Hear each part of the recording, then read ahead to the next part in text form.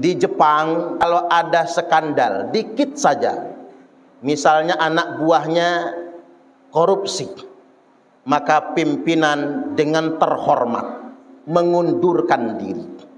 Saking malunya dia kalau anak buahnya korupsi.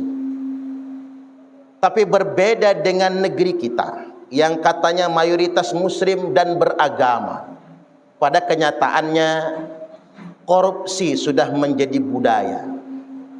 Para pejabat di negeri ini hanya beruntung saja jika tidak ditangkap KPK.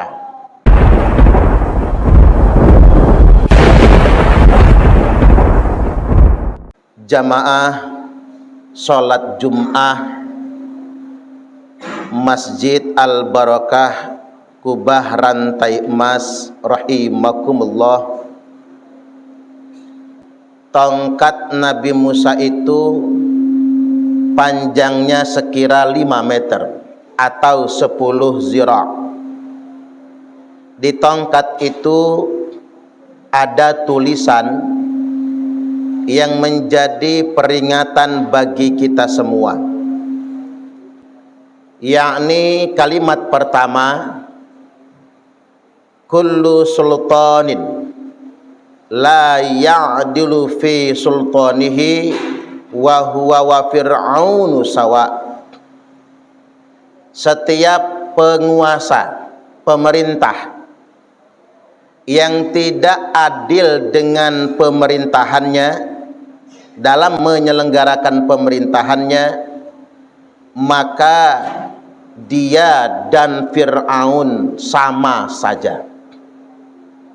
Wa kullu alimin la ya'malu bi'ilmihi wa huwa wa iblisu sawa.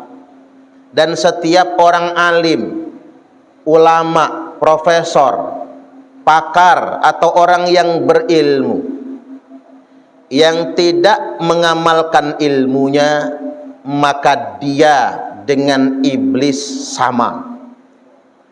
Wa kullu ghaniyin la yantafi'u bimalihi wa huwa wa qaruna sawa. Dan setiap orang kaya yang hartanya tidak bermanfaat untuk kebaikan, maka dirinya dengan Qarun sama saja. Wa kullu faqirin la yasbiru ana faqrihi wa huwa wal qalbu sawa. Dan setiap orang fakir yang tidak sabar dengan kemiskinannya atau kefakirannya, maka dia dengan anjing sama saja. 4 kalimat ini jadi bahan introspeksi bagi kita semua. Yang pertama, tiap pejabat atau penguasa yang zalim, yang korupsi, yang menipu rakyat, yang mengeksploitasi kekayaan alam hanya demi kepentingan diri dan kelompoknya saja, maka dirinya dengan Fir'aun sama saja. Amat berbeda birokrasi yang koruptif dengan birokrasi yang berintegritas.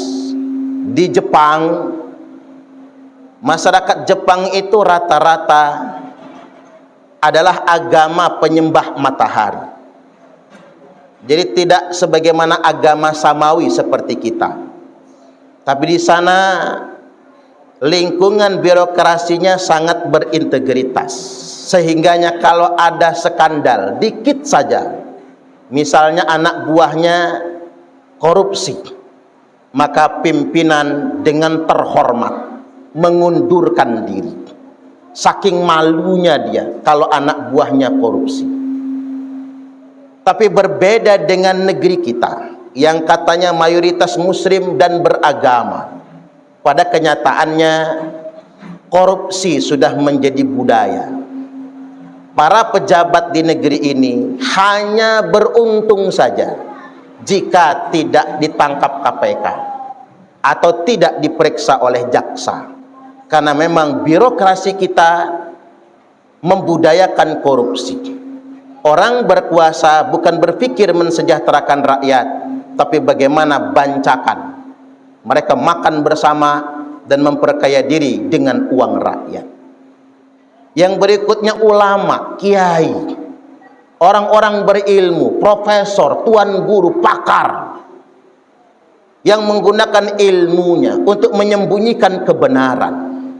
Bahkan kepintarannya digunakan untuk memanipulasi orang awam. Maka wahwa wa iblisu sawa, maka dia dengan iblis sama saja. Itulah mengapa predikat keulamaan, predikat kepakaran, profesor, guru, ustadz dan lain sebagainya, semua pasti akan dimintai pertanggungjawaban. Dan setiap orang kaya yang hartanya cuma untuk flexing, hanya untuk pamer saja, dan dia enggan berbagi, maka dia dengan korun sama saja. Dan terlebih lagi, kullu fakirin, semua orang fakir, la yasbiru ala fakrihi, yang tidak sabar dengan kefakirannya, hidupnya cuma mengeluh saja, menyalahkan orang lain, kufur kepada Allah, meninggalkan salat, meninggalkan ibadah, bahkan ketika dikasih pekerjaan pun dia tidak amanah, maka wahwa wal kalbu sawa, maka dia dengan anjing sama saja.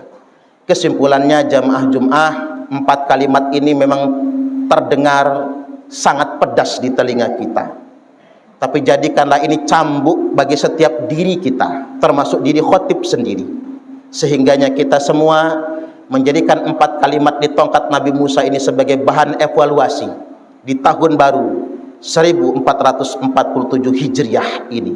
Barakallahu li wa lakum fil Qur'anil azim wa nafa'ani wa iyyakum bima fihi wa dzikril hakim wa taqabbala minni wa minkum tilawatahu innahu huwas sami'ul alim.